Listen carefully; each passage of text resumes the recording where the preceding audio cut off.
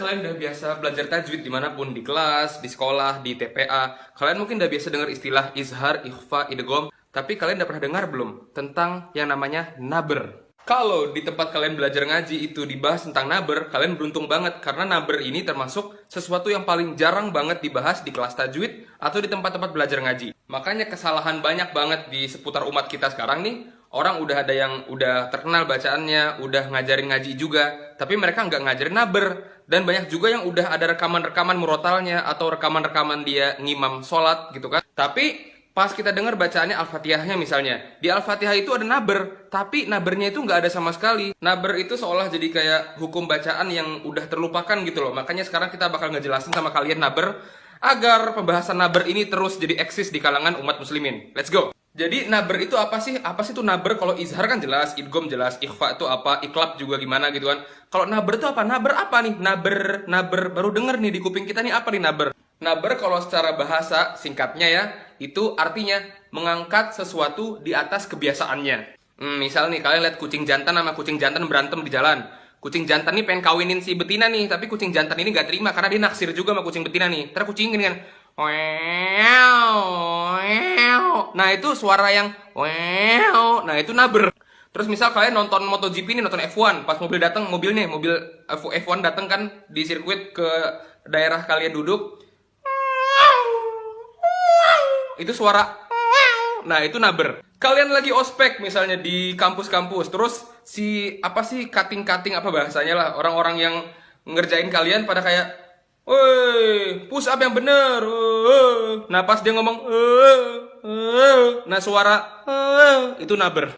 Kalau dalam ilmu tajwid, naber itu artinya mengangkat suara dengan tujuan menjaga atau memperjelas sifat huruf setelahnya, atau untuk menjaga maknanya. Karena ada beberapa ayat yang kalau kita nggak pakai naber di situ, maknanya bisa samar-samar di kuping kita, bisa jadi makna yang lain, bisa nggak tersampaikan makna yang seharusnya dibacakan di ayat itu. Sini deh biar gue perjelas sama kalian, di Quran tuh gimana sih contoh naber-naber di ayat-ayat Al-Quran. Contohnya ya, yang kita paling sering baca naber, tapi kita nggak sadar namanya itu naber, di Al-Fatihah. Shiratal ladzina an'amta 'alaihim ghairil maghdubi 'alaihim waladdallin.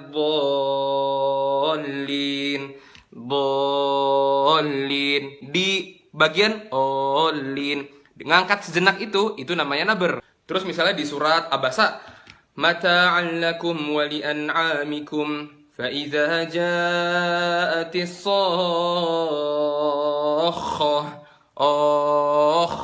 Di sohoh, gelombang tadi tuh suara itu naber namanya. Oke, langsung aja kita masuk ke pembahasan kita. Jadi dalam pembacaan Al-Quran ada 5 kondisi di saat ayat itu dibaca naber di situ. Setiap kondisi gue bakal kasih contoh banyak banget. Jadi kalian tuh nggak salah lagi insya Allah pas baca. Jadi keep up sampai akhir video ya. Kalau misalnya agak lama, ini bener-bener dibahas semuanya tentang naber. Jadi kalian jangan sampai kelewatan sedetik pun. Yang pertama yaitu perpindahan bunyi mad ke huruf yang bertasydid, yang ada tasydidnya, ke selain huruf gunnah, yaitu mim sama nun. Tujuannya agar tasydid terbaca dan terdengar dengan baik. Jadi memperjelas tasydid deh di huruf setelahnya. Contoh yang pertama di ayat As-Saffat ayat 1.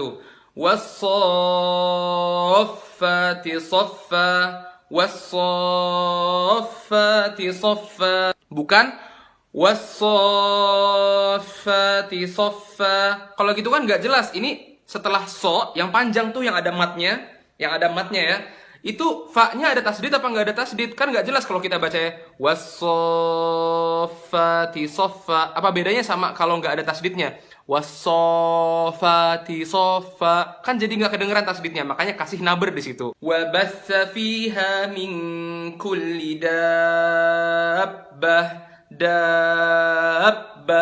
Nah kayak gitu. Terus di ayat terakhir Al-Mujadalah, la tajidu qauman yu'minuna billahi wal yawmil akhir yuwadduna man haddallaha wa rasulah. Terus contoh terakhir yang tadi di Abasa fa idza ja'atis sakhah. Nah kayak gitu. Kondisi kedua yaitu ketika waqaf. Waqaf tuh berhenti ya. Ketika waqaf di huruf yang ada tasdidnya, yang bertasdid selain huruf gunnah. Ingat ya, kalau gue bilang huruf gunnah berarti nun sama mim. Contoh ayat tentang berbakti pada orang tua, biar kita berkata-kata yang baik. Fala taqul lahuma uff.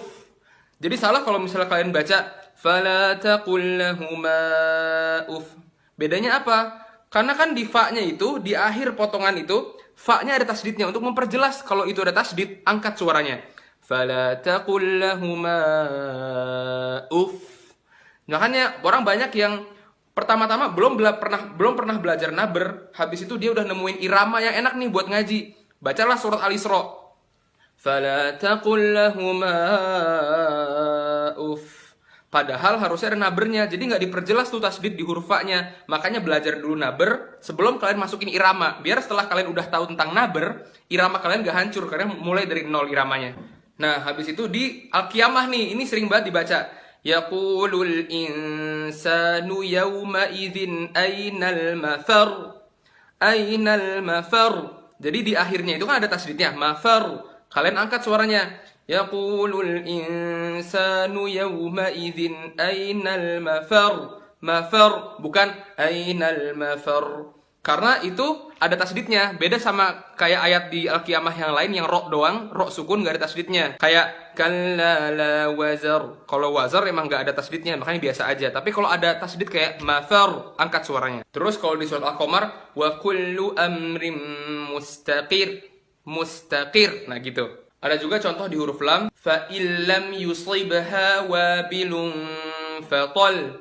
Fatol. Bukan fatol, tapi fatol. Nah sekarang kondisi ketiga nih. Kondisi ketiga itu kondisi yang paling sering banget di Al-Quran. Paling banyak kita lewatin. Dan gak mungkin kita ngaji gak kelewatan nih yang kondisi ketiga ini. Yaitu pada huruf waw dan huruf ya.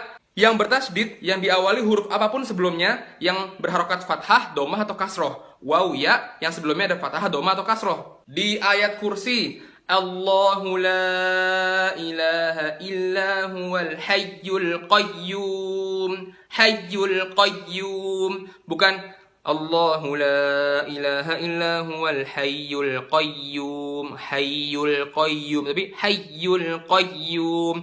Dihentakin sedikit, setengah detik aja dihentakin. Hayyul qayyum. Terus di Al-Fatihah. Iyyaka na'budu wa iyyaka nasta'in. Jadi kalau kalian mau ngasih irama apapun di Al-Fatihah, jangan pakai irama yang dia itu nggak pakai naber. Misalnya iyyaka na'budu wa iyyaka nasta'in. Bacanya iyyaka na'budu wa iyyaka nasta'in. Perjelas naber di situ. Contoh di huruf waw. Innallaha huwar razzaqu dzul quwwatil matin. Ini sebelumnya domah ya.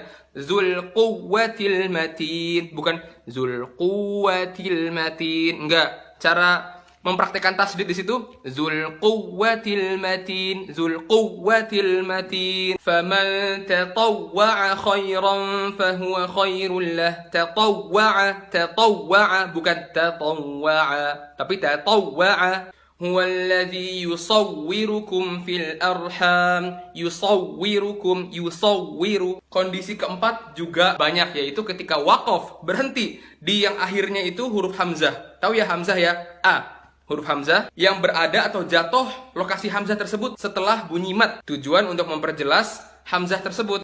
Contohnya, kalian sering banget di akhir ayat ada kata ma yasha. Yasha. Kadzalika Allahu yaf'alu ma yasha. Jadi sebelum berhenti sya. Jadi pas ngerem itu udah setelah diangkat suaranya. Yasha. Ma 'amilna 'alaihi min su'. Jadi ngeremnya itu bukan bukan yang penting ditahan gitu aja, tapi ditambahin angkat suaranya sedikit, hentak sedikit aja. Alaihim dairatus sawu wa yakhshallaha min ibadihil ulama. Terus ada ayat lain yang ada kata auliya. Contoh lain di surat Fusilat ya. Qalu antaqana Allahu allazi antaqa kulla syai'.